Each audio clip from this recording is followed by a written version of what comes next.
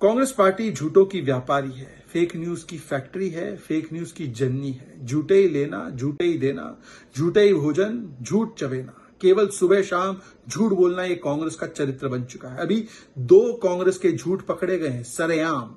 G7 में भारत को न्योता नहीं मिला, पहला झूठ पकड़ा गया।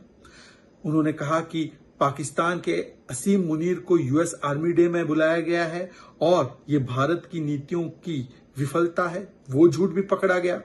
अब कांग्रेस पार्टी लगी है एक और झूठ फैलाने में।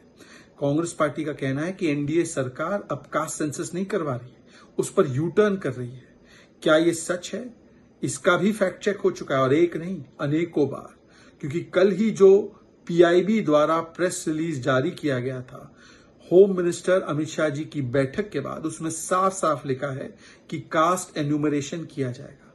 केवल 15 जून की प्रेस रिलीज नहीं, 4 जून की प्रेस रिलीज में भी यह साफ शब्दों में लिखा गया है कि कास्ट सेंसस करवाया जाएगा। और 30 अप्रैल की भी अधिसूचना और प्रेस रिलीज में लिखा गया है कि कास्ट सेंसस करवाया जाएगा। पर कांग्रेस पार्टी बार बार ये झूठ क्यों फैला रही है? क्योंकि कांग्रेस की मंशा रही है हमेशा ओबीसी समाज के अधिकारों का हनन करो। हमने देखा है कि कर्नाटका में 10 साल तक सर्वे के नाम पर 165 करोड़ रुपए जनता के फूंकने के बाद अब सो कॉल्ड रीसर्वे करवाया जा रहा है।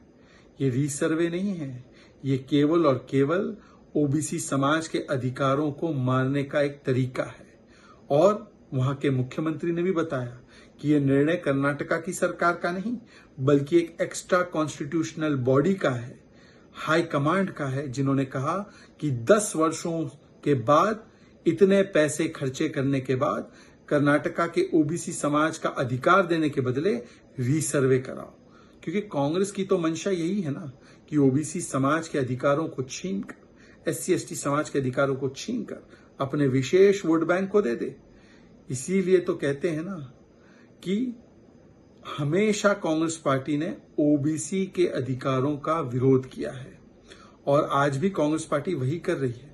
वो कहते हैं ना, झांकी रही भावना जैसी, प्रभु मूरत दिखे तिन तैसी। अरे भाई, 1951 में कास्ट सेंसस सबसे पहले रोका किसने? जवाहरलाल नेहरू जी ने।